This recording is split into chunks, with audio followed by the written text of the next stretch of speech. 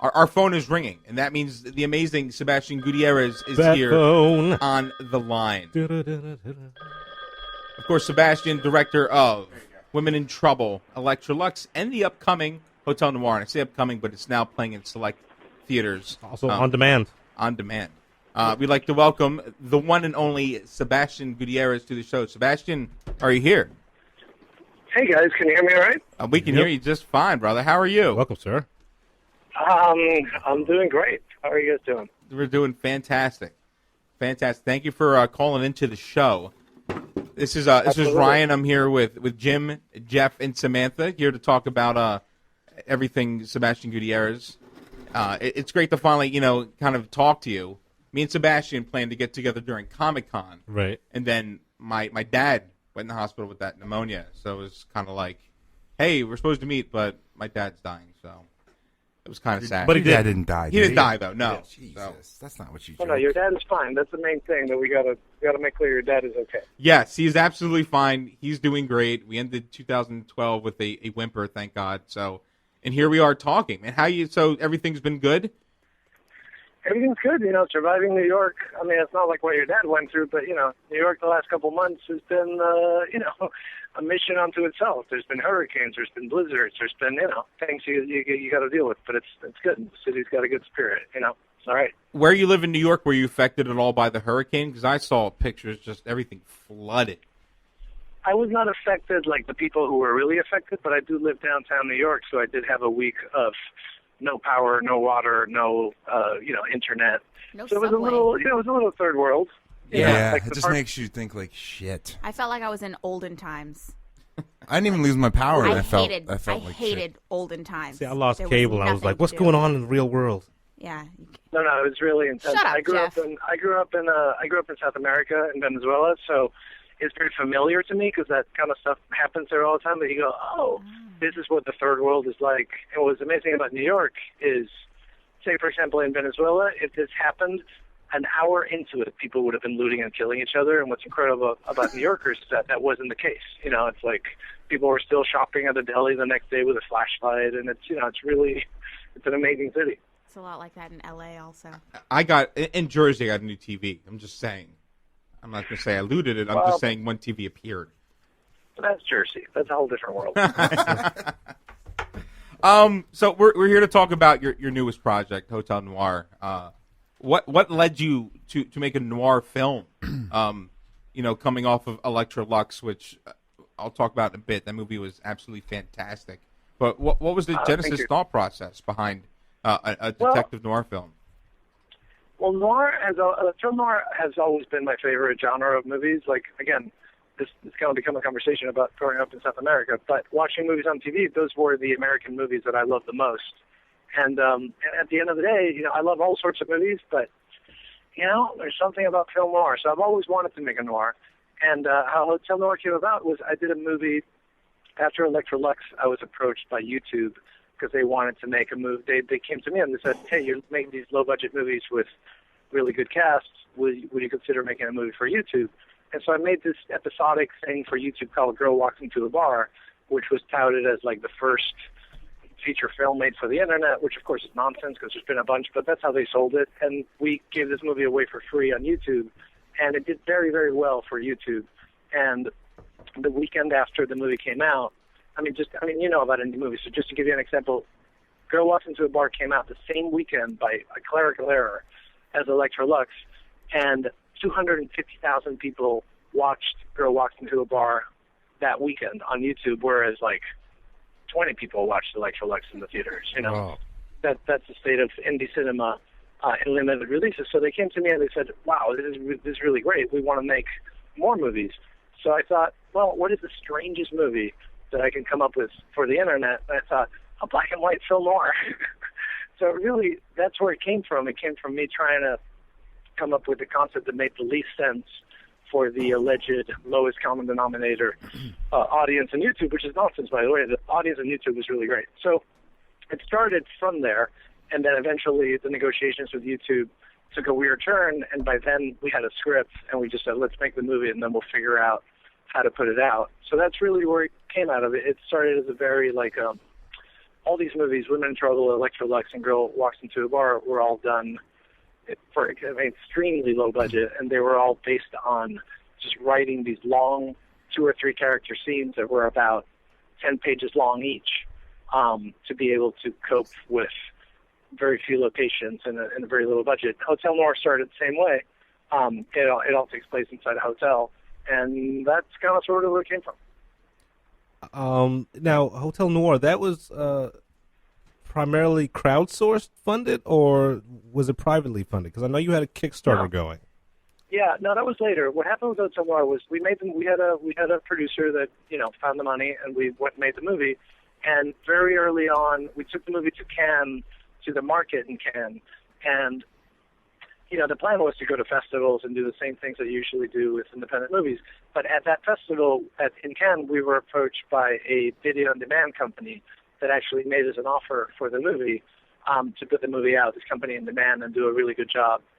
Independent movies, the truth of the matter is, unless you get bought by Fox Searchlight, video on demand is where you're making your money these days because the DVD market is so destroyed. So we made a deal with them, and the movie came out on demand. But at the same time, I thought, well, it'd be really great to get this movie into movie theaters. And all the indie distributors that were interested in the movie saw it and said, hey, that's great, but you just carved out the biggest piece of our pie, which is video on demand, and we can't compete with that because you got a really great deal from them. But I still wanted the movie to come out in theaters, so I did this Kickstarter campaign to actually have the movie come out in New York and L.A. Wow. I'm always interested when a movie comes out on demand. Like, who does that? Tim and Eric have done a lot with that. It's becoming really more and more prevalent. I mean, it is a much longer conversation about the state of indie films, but if you look at the last 2 years, the big indie movie successes are Margin Call and Arbitrage, and the concept is that it's like have a movie that you can put in theaters and on demand at the same time, because you do all your marketing at the same time, and the movies really make their money on demand. So that's what I was going to ask. Does it matter as a director if you put it out in a theater or put it out on demand? Of course. I mean, the point is, like, I haven't met all of you, but I'm assuming we're all cinephiles. I would love to see all movies in movie theaters, but, Avengers takes up all the screens, and that's just a fact at this point. So it's become a matter of, if you go to enough festivals, you're probably going to show the movie in enough theaters to satisfy your cinephile ego, but the money's coming from somewhere else. And this is not new, by the way. The money for indie movies was coming from DVD before, and now video on demand is the new DVD.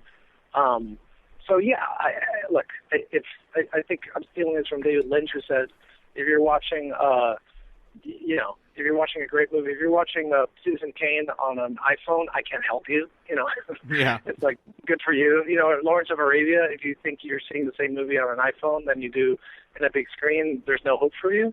But the truth is, people, video on demand has become like video stores in the 80s, where you go on a Friday night and you're like, well, what do I want to see? And you buy it and you watch it. And now people have really big screen TVs, and some of these screens are. The point is, like, these screens are better than some of the art house theaters. Yeah.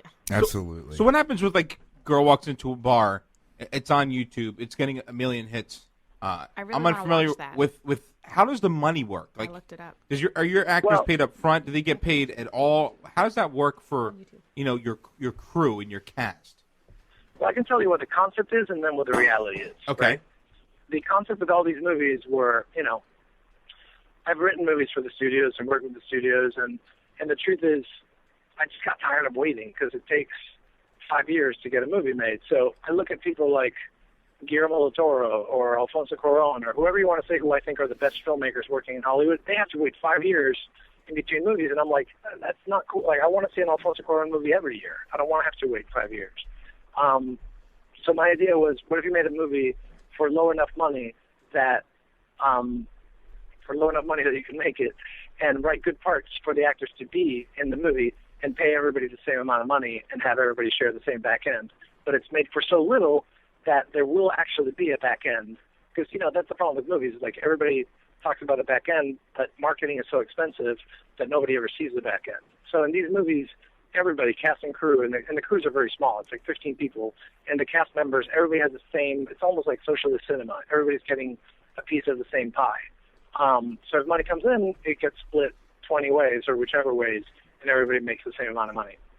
So in the case of YouTube, it was different than Hotel Noir because the concept of the YouTube thing is a really good idea, and it will work at some point, but it doesn't work quite yet. The YouTube idea was Girl Walks Into a Bar was made for $100,000, right, which is a very low amount of money. And we got a sponsor, which was Lexus, and Lexus paid YouTube a big amount of money to advertise, to have these commercials during the movie, and the idea was that that money would trickle down to the actors. Some of it trickled down, but the truth is, without saying anything bad about YouTube, they kind of cross-lateralize all their earnings. So it wasn't the amount of money that you'd wish everybody would get, but people did get money from it. How do you convince established actors to work for so little money?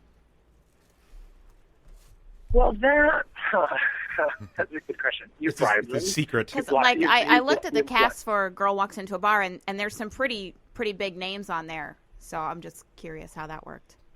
Well, here's it's a combination of a variety of elements, but I think the biggest sort of open secret in Hollywood is that, there's not that many movies being made. So there's a lot of actors who are not working, a lot of great actors who are not Tom Cruise, who are just in L.A. sitting around not doing anything. And if you can get them the script and it has material that they're interested in doing, let's say Danny DeVito, for example, for Girl Walks Into a Bar, I wrote this scene for him that was a 10-page scene, but it was one day of work. So basically you're approaching Danny DeVito saying, I need you for one day. So that's much easier to get somebody to do that as opposed to working for 30 days on an indie movie that you're hoping will get to Sundance but might not get to Sundance. So that's really what it is.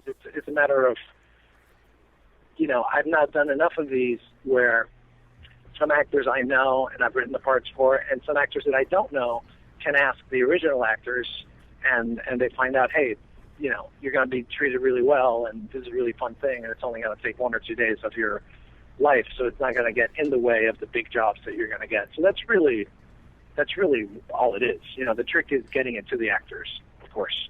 But if you write material that they like, actors, in my experience, want to act. I mean, that's the big, agents and everybody's trying to keep them away from you. But the truth is, if you can get it to them, they actually do want to work and want to do something cool. And I've been lucky enough to find a company of actors for whom money is not the main thing that they're after. For example, Danny DeVito is a guy who does very, very well. So it's not money that he's after. He's after doing something that he doesn't usually get to do. I am so happy you got Robert Forster for Hotel Noir. He's one of those actors who, kind of fell off, came back with Jackie Brown, and he is just amazing. Who was Robert Forster and Jackie Brown? I'm really bad with actor names. I'm sorry. He's the lead in Jackie Brown. He's the guy. He's the bail bondsman. Oh, yeah. Okay, cool. And once you see Hotel Noir, it's like I don't want to come off as arrogant, but I think it's the best role he's done since Jackie Brown. I mean, this guy is born for noir. I'd say everybody's great in that cast, but Robert is he belongs in that period. He's so good in this movie. We enjoy arrogance here, Sebastian, so you can feel free. No, I mean, you never know how these things come across. I'm not afraid. I just want to give a disclaimer. I thought it was interesting that he said that the agents want to keep actors away from these little. The agents are always all about money. But they're not. You don't pay him for the one day. They get paid. Yeah, so you get paid for one day, and that's. You wouldn't make as much money as you do if you're. But for it's one day, I don't understand that. I thought that was kind of I'm going that over my head. As an agent, why wouldn't you split with one day? Go ahead. Well, the point is, the agent's job. The agent gets a percentage out of what the actor is doing, so they want to put him in, in the next Avengers or the next Michael Bay movie, something where they're going to get a 10% mean something. If you're paying peanuts, the agent is not going to hustle for that job. That's not to say anything negative about agents. I mean, I've had very good experience with agents, but mostly these things are done by getting to the people directly. Right. Because, there isn't a team of lawyers to draw up. I mean, there's a very standard contract. It's all very standard. It's all legit. It's all done through SAG, but it's not, bazillions of dollars, obviously. Besides Carla, it's cool. Who is your favorite actor to work with? Wow, that's a really good question. That's tough because I'm going to get in trouble with a bunch of other actors. Let's just say, who's some of your favorite actors to work with? How's that? You know, does it sound really corny as I say I like all these people? Here's what I like most about actors is that when you write your own material, right, which I tend to do, you know where the ideas came from. So you know that at 3 o'clock in the morning, that's the best idea you can come up with. What's incredible about actors is that they'll take that and they'll make something great out of it, right? So the actors I like are actors who, the stuff I write is usually very talky, and that's mostly out of, again, budget necessity. It's like if you don't have a lot of money, you're like, well, I have to figure out how to do this whole thing in one set. So I need a scene that's like, 10 minutes long, but it's got to be dynamic somehow. So you end up being an actor that is theater trained, who's going to be good with his dialogue, and have fun with the fact that it's a very short shooting period, but at the same time, it's not like a sloppy indie thing where we're improvising a bunch of stuff. It's like it's very written. It's very it's very stylized. It's not just like naturalism. So you want somebody who understands that and can have fun with that. So, for example, Danny is a guy who, not only is he a huge TV star and movie producer and movie director for the last 40 years or something, he's a guy who's, Danny DeVito produced Pulp Fiction. It's like this is a guy whose bones are totally indie, who produced Out of Sight. So it's a guy who really understands why it's important to have, to help, a new generation and have fresh blood, be part of what he usually does. So you want actors that get that, actors who are really in love with the, making movies is a game. You want to be totally professional, but at the end of the day, you're playing a game, right? You're running around going, it's like a little kid's like, how's it going? Bang, bang, I shot you. You want somebody who doesn't take themselves too seriously and who's fun on a set where there are no trailers or any of the perks that they get on a big movie, but who know that they are being treated respectfully. And I'd say, all of these people that I've worked with, from Women in Trouble, Elektra Luxx, Girl Walks Into a Bar, and Hotel Noir, and many of them are the same people for a reason. You get to tailor things to people that they don't usually get to do. So, for example, Malin Akerman is an actress who Malin was in Elektra Luxx, and she's terrific in Hotel Noir, and she's somebody who, who is considered she's considered like a very modern comedian, like in the mold of, say, Cameron Diaz. So nobody imagines Malin in a 1950s period piece playing a femme fatale. So she jumps at the opportunity to do that, and at the same time, she's somebody whose attitude is so great. She's up for anything. And basically, that's what I'm after. I'm after people who are, and that goes across the board. For example, Elektra Luxx, Julianne Moore is somebody who I didn't really know, and she, and I basically wrote her a letter saying, I have this one day part that I would love for you to do.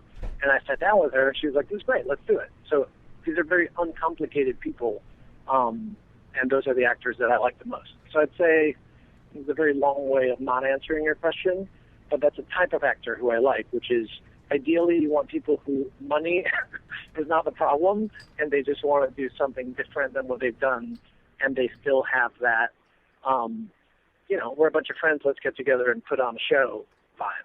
Plus, they have freedom because if it takes a day or two, it's not much out of their schedule.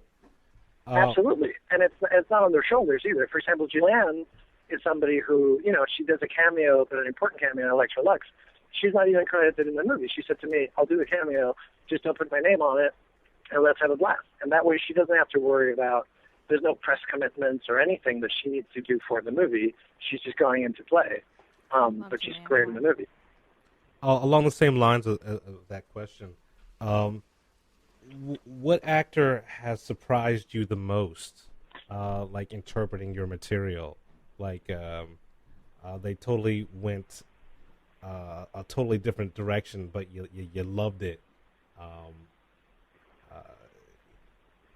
That's the question. That's a good question. I don't know about in a totally different direction, but for example, back to Elektra Luxx, Tim Oliphant is somebody who I was a fan of his work, but I'd never met him. And that role was going to be played by somebody else, and at the last minute it didn't work out. So I had conversations with Tim on the phone, and I had never met him till he showed up on the set. to do his scene, to do his first scene. And this guy was so immediately uncomplicated and simpatico that I totally fell in love with him. I was like, wow, you're amazing. and I think that's what surprises me the most is when people take the leap of faith. And I think it's actually a testament of you realize how badly actors are treated in many situations, that they are so happy to be in some, like Elektra Luxx, that scene that I'm talking about, we shot in some random apartment in L.A. with, like, you know, a 10-person crew. It's like, Tim, come in here, put on the shirt. It's my shirt. Here we go. And action. and he was, like, totally fine with it, like, totally charming. And I think that's what constantly surprises me the most. Again, at the risk of being corny, just like, you know, they just want to play. And that's really cool. I'm trying to think of who's done something that's radically different than what I meant. And in the case of these movies, I don't know, they're pretty specific. They're like, I did this movie, Women in Trouble, which came before Elektra Luxx, and Adrienne Palicki is somebody who I knew just from Friday Night Lights, and I really didn't know her. And the role that she had to do, I don't know if you guys are familiar with Women in Trouble, but Absolutely. There's particularly one monologue that she had to do, which on the page could have been just absolute borderline schlocky shock value about a somewhat sexual encounter with a dog, right? So this could have been in the worst taste possible. And Adrienne was so real about that. She was so emotional, and it really turned it into something more like what I meant in its best incarnation. That's what I meant, but she did it from the get-go. She knocked it out of the park in those movies. Out of the park. Out of the park. She was amazing. Yeah. Everything about her. I totally agree, and that's something that, again, because the material on the page is so potentially outrageous, I don't want to give all, like, I want to say it's a collaboration because I'm also looking out for her to make sure that she's not, you know, left out, hanging, and that it doesn't come across as just a bad taste thing. But that's great when that happens, when somebody trusts you enough to go, okay, this could be really, really tacky and just like bad shock value, but what if we find the reality in it and go for that, which is, of course, what makes it cool. You really felt for her character. Her comedic talent is great. She gets hit by a car in the movie, and just like her expression and the way that she handles it is just phenomenal. As an actress, in the movie, it's great, and you think of her as the person actually doing it. She comes off swimmingly. Yeah. No, and I think that character in Women in Trouble and Elektra Luxx, that is probably my favorite character in those movies, because I think, in a way, even though the character is, it's a play on the dumb blonde, but in a way, it's a character that most feels to me like, I'm not going to say like me, but I think deep down inside we're all kind of dorky trying to be cool, and if you can capture that in a character, that sort of like innocent going through life, even though she's not equipped with the things that other people are equipped with, but she's trying to make the best of it, your heart goes out to that person, because inside I think we all feel that way. You know, none of us are cool. We're just trying to pretend we're cool. So it's great when you can give voice to that and do it in a way that's not condescending. Are you going to make a third Women in movie? I don't know what you call this, the films. You know, the Women in Trouble trilogy. Yes. There is a script for Women in Ecstasy that was written and has been rewritten a couple times, because what happened with those two movies is that they really ballooned out of. There's a lot of cast members and there's a lot of schedules to juggle. So there is a plan to make it, but I don't know when exactly it's going to happen. There's also been talks about doing a movie just based on the Adrienne Palicki character on Holly Rocket, which would be really fun to do. But yeah, at this point, I'm not even trying to be coy about it. I'm not sure when it's going to happen. Hopefully sooner rather than later. Hopefully. Knock wood. I like your thinking. Maybe we can start a petition right here. We need to find out if there's audience interest. Hey, I'll kickstart. I'll do anything to get that movie made. I don't care. I'll work for free. I'll be the craft guy. All right. Arts and crafts? No, the guy who serves the food. I can't act. Craft services. I could do voice acting, but the acting not so much. Was that? Why do they call it that? Craft services? Because of KRAFT, like the macaroni and cheese? No. Like Kraft sponsors it, or what? Here's what I was going to say. There's no macaroni and cheese. Not that I'm against macaroni and cheese, but one thing I have learned, if you're going to make a movie for no money and pay people no money, you got to feed them really well. So usually our catering is really I've heard that. That's if you have good coffee, like a good espresso, and usually it's me making the espresso. I make a pretty good espresso, and good food, then people will work. You had kind of tweeted out, not tweeted, but kickstarted out. I don't know what the message is there. Hotel Noir is playing. Where's it playing next? Because it's in a theater. Where is it playing? Well, we made a deal with this company called Gather. Are you familiar with them? Yes. It's a really cool concept, which is still really in its infancy, but I hope it takes off. There's two companies. One is called Gather and one is called Tug. And the concepts are very similar, which is, usually indie movies only play in New York and L.A. But if you live in Provo, Utah, you can never see this movie. And their concept is you just go to their website and request a screening in your city. So you request a screening for next Tuesday at 8 p.m. at your favorite theater. And if you help get enough people to rent that theater, basically it's a variation on four-walling a movie, in which instead of renting out the theater for a week, you're just renting it out for that night. But it's a way for movies to play all over the country at the same time, as opposed to just playing in New York and L.A. I like it. And it's the film's already played in New York and L.A. You've shown it in both places already. The movie has played in New York, and it's going to have a screening in L.A., but it's all going to go through Gather now. Like, we did a 1-week run in New York, and then at the same time it's on video on demand, and now there are screenings set up in different cities, like in Chicago and Tampa, and there's different screenings happening. Does your schedule allow you to ever attend any of these screenings, like to actually go out and talk to people about the film as well? That's actually part of it. It depends where it is, but that's been floated around. Like, there's cities that I'm partial to. Like, for example, I love the Alamo Drafthouse in Austin, so if there was a screening there, the idea is to get Q&As and do that sort of stuff. That's cool. So what's next? What's next? What other projects do you have on the horizon? Project-wise? Right now I'm writing a couple of things for studios, because I need to make some money, and I have a couple of things that I'm trying to get the money to go make. It's always the same thing. You're always unemployed trying to figure out the next thing. So there's a few things percolating, but I'm always very superstitious about talking about them before they happen. No, I understand that. All right. And speaking of studio films, we got to bring this up. Snakes on a Plane. Snakes on a Plane. It's very sad. I don't know if you heard that David Ellis, the director of Snakes on a Plane, died yesterday. We just heard that. Yeah, we did hear. Oh, which I didn't is hear. like, That sucks. yeah, he's 60 years old, this guy. Sweetheart of a guy. He was like a total surfer, stuntman, had been around for a very long time, doing all sorts of things. Like, he started, I think, as an actor and as a stuntman, and it's really weird. I don't know what happened. He was doing a location scout in South Africa for a new movie with Sam Jackson, actually, and dropped dead, which I'm still kind of really in shock about. But Snakes on a Plane was Just a natural really causes? They don't know yet. I haven't heard. I don't know. Yeah. I really don't know what happened.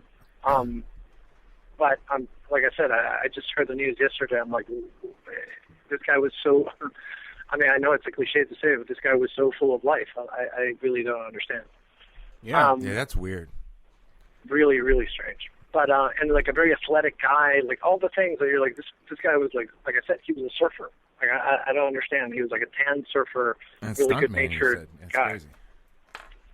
But what do you want to know about Snakes on a Plane? How did you land that gig of screenwriting that? How does that happen?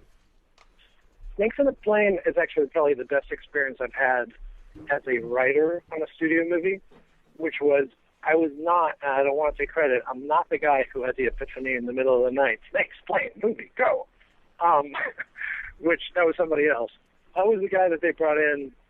I had written this movie for a producer at Paramount, this remake of this movie called The Eye, and he was also one of the producers of Snakes on a Plane, and he called me up and said, hey, we have this movie, and we need a rewrite on the movie. And I said, great. And he said, but all we need is like characters and dialogue to be punched up. And I said, great, what's the movie called? And he said, it's called Snakes on a Plane. And so I took a pause. And I said, oh, okay, it's like a comedy, or is it like a poker term that I don't know about? Like, what? He's like, no, it's about snakes on a plane.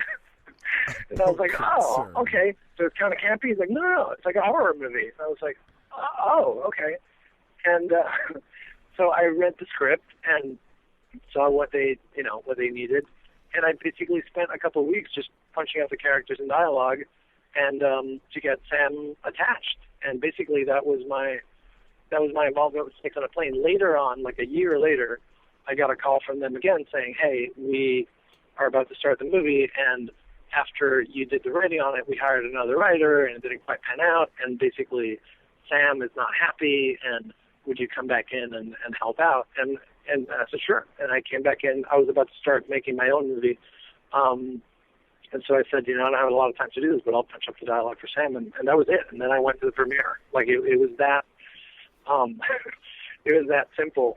I hadn't even met Sam at the time. And then about 6 months later, this other script that I'm trying to get made into a movie that I wanted Sam to do, I took a meeting with Sam, and I walked in and I said, hey, I don't know if this is good or bad, but I just want you to know that I wrote Snakes on a Plane. He was like, I love this movie. And I said, I think I was probably involved in the movie before you came on. And he was like, no. And I don't know if you've ever met Sam, but you can imagine it perfectly. And I was just going to say it'd be awesome to meet him. Sam's wearing, like, he always wears, like, he golfs a lot, so he's in, like, his golf outfit. And he was like, no, you were not involved in this movie before me. I heard about this movie when Ronnie Yu was going to direct the movie years ago, and I read in the trades there was a movie called Snakes on a Plane, and I called Ronnie Yu up and I said, is this what I think it's about? Because I'm in. I had heard that he heard the title and instantly was like, I want to do that movie. So what's it like writing lines specifically for Samuel Jackson?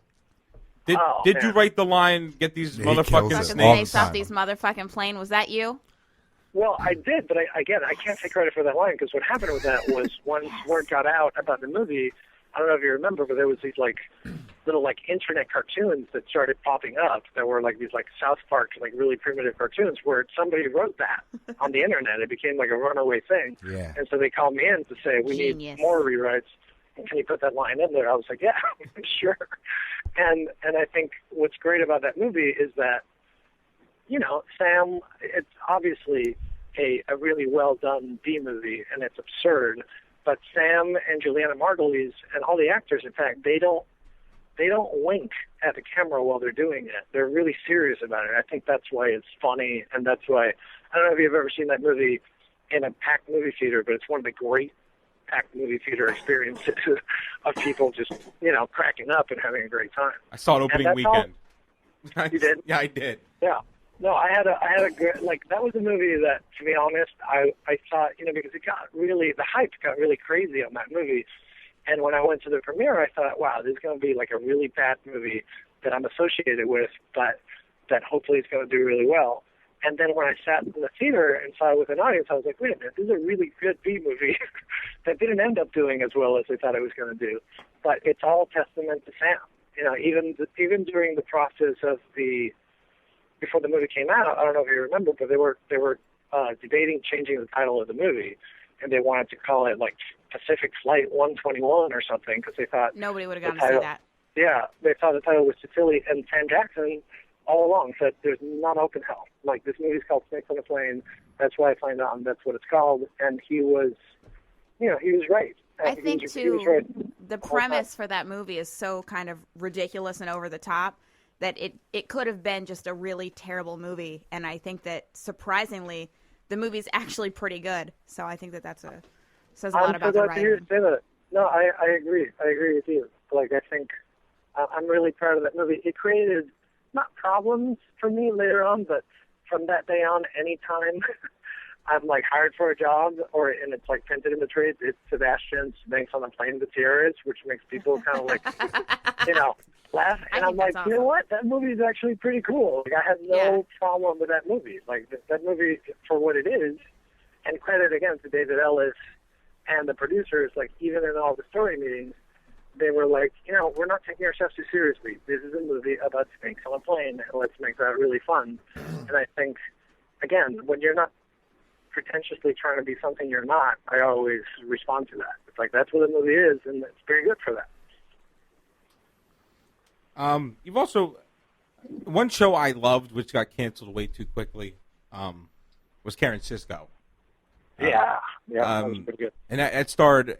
For anyone who doesn't know, I guess Carla Cugino is married to Sebastian. That's she's phenomenal. She's one of those actresses. And don't laugh. Like I saw Son-in-Law, and I was like, she's awesome. I can't believe she's in a Pauly Shore movie. It's the best Pauly Shore movie, by the way. Yeah, hands down, the best. But she's incredible. I was actually on the set of Watchmen and was really bummed because I guess she had already done her scene, so I didn't get to meet her. Got to meet Malin, got to meet all the cast, but Carla, she knew I was coming, so she quickly ran away from Vancouver. She bailed immediately. I remember her telling me that. Yeah. How was that writing for Karen Cisco? How was that being part of the TV world? And were you kind of as sad as I was, at least, seeing that character go away? Because I loved the movie Out of Sight, and I really enjoyed that show. How was that experience?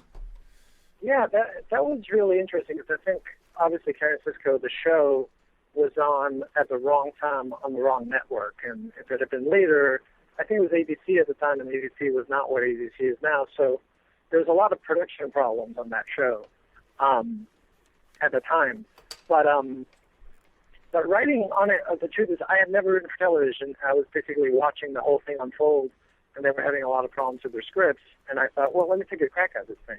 And I actually wrote a script for them and turned it in just on spec and turned it in saying, hey, I'd like to do something if it was kind of like this. And the situation was so bad that I turned the script in. Again, they didn't know the script was coming. I was just like, hey, I'm just a boyfriend, but what do you think about this? And they were like, we start shooting this on Monday. Wow. Can you be in the writer's room tomorrow so we can go over notes? So my experience was, I'd say pretty good in terms of it getting done quickly, I actually wrote a couple of scripts for them. I wrote one that I wanted to direct, and they said, right, we got to get this all through by a network. And I said, well, okay, I'll write you another one. And the other one that I wrote was the one that actually got made. The one that I wrote that was never made, I still think there should be a Karen Cisco movie. Oh, I agree. I don't know if it's too many years out, but I think a character like that is just it's amazing. It would do well on FX now with the. Well, and afterwards, speaking of FX, Justified. I don't know if you saw it, but they brought Carla on because Tim had worked on Elektra Luxx, so Carla brought her in.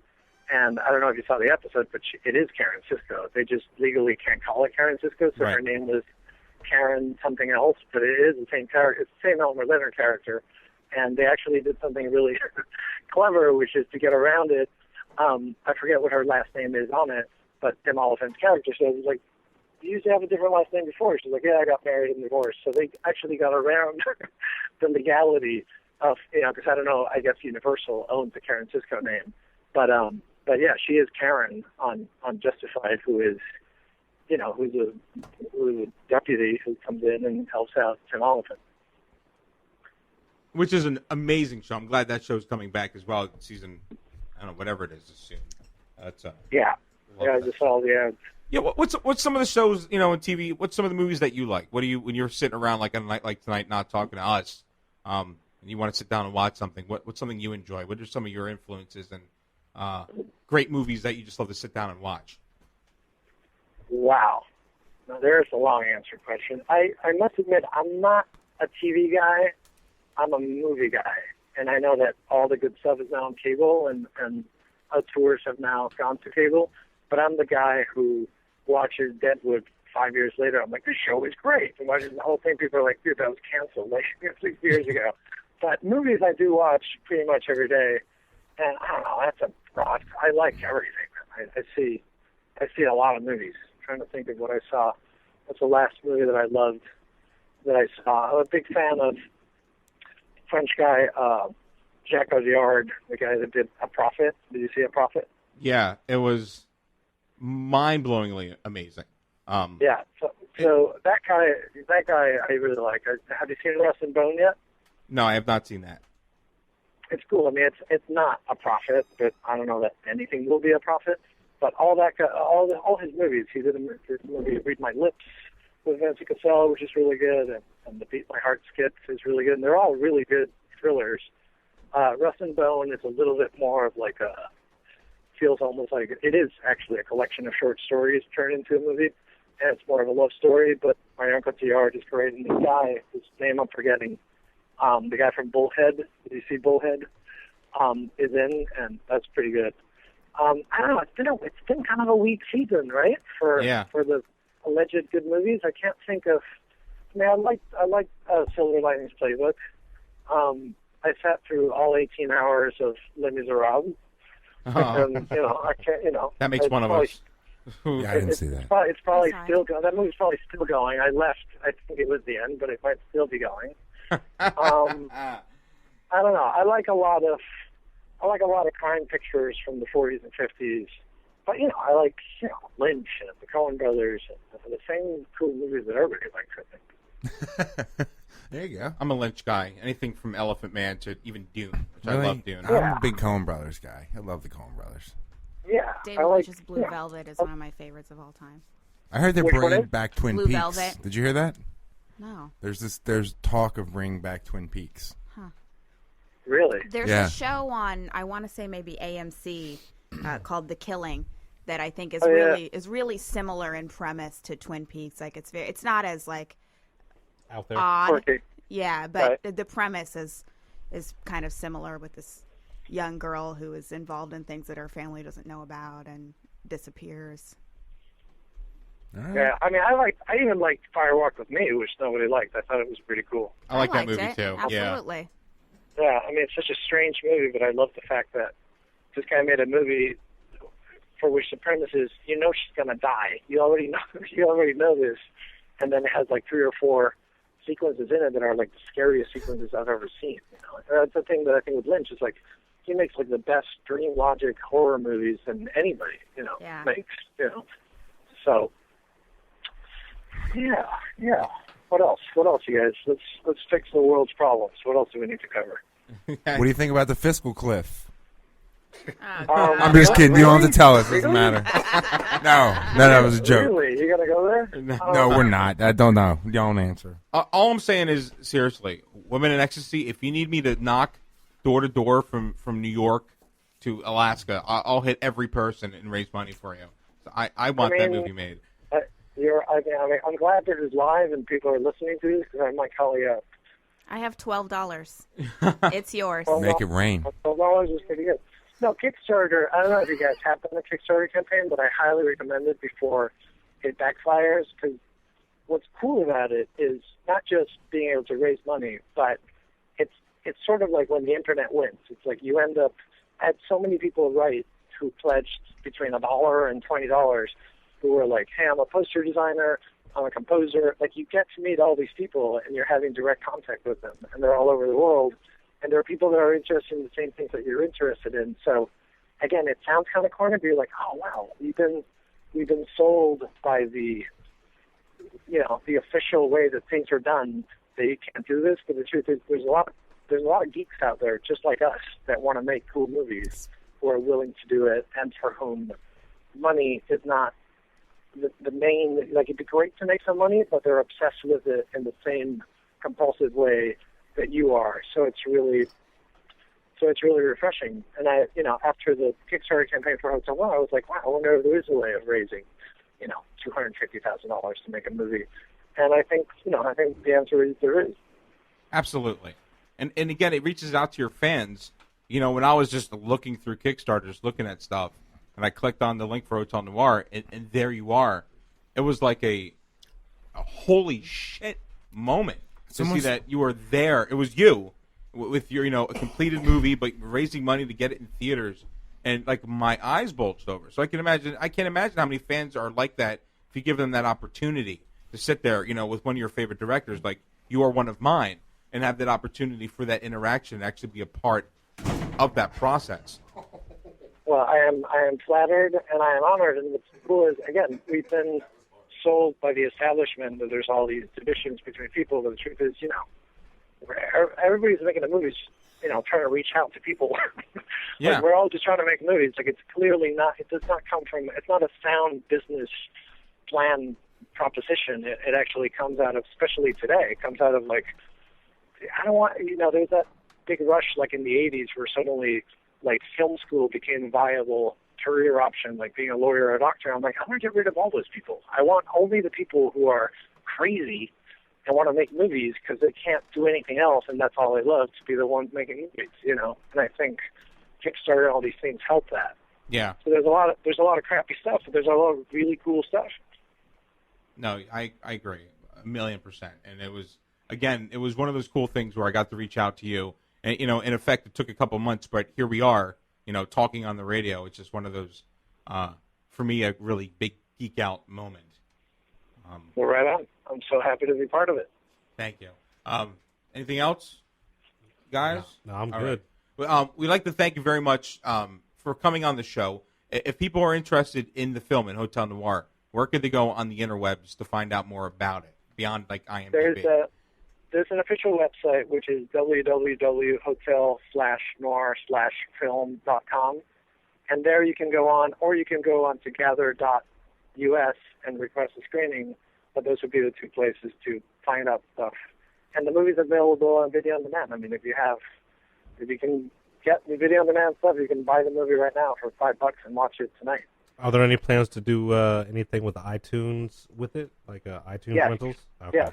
No, it'll be on Netflix and iTunes soon, and we're working on that right now. That'll probably be like in the next month, and then it'll come out on DVD and all those things.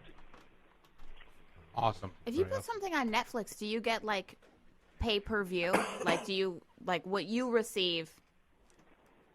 Is that based on how many people view the movie? On Netflix, no. Netflix is basically the devil. Netflix is like Spotify.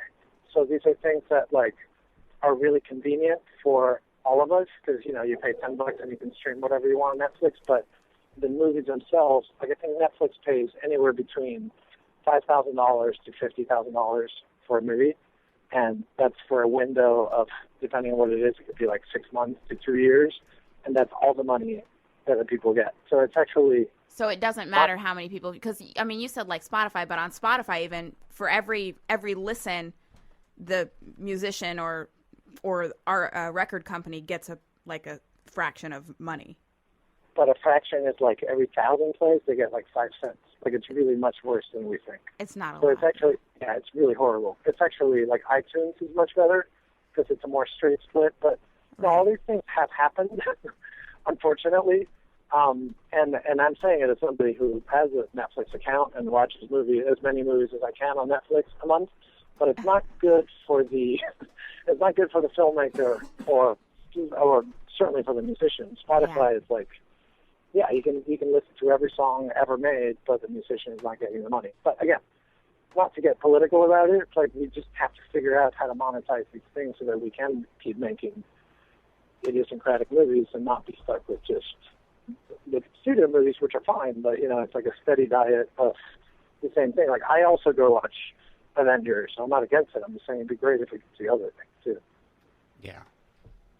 All right. So so all that to say, not to end up on a downer note, it's like, yes, it'll be on Netflix, and that's really good.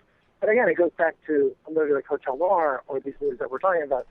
I think that there's a price for everything. So if you make a movie for low enough that then those price points still make you enough money, then it's fine. You know what I mean? It's like the problem, as always, is marketing. I mean, the reason why Hollywood can only make $100 million superhero movies is because they need another $100 million to market it. So they need to make the safest, broadest, audience thing that they can. But if we want to make or watch cool Lynchian type movies, they just need to be made for low enough and come out and things like VOD that will pay for it, and that's fine. It's just a new model.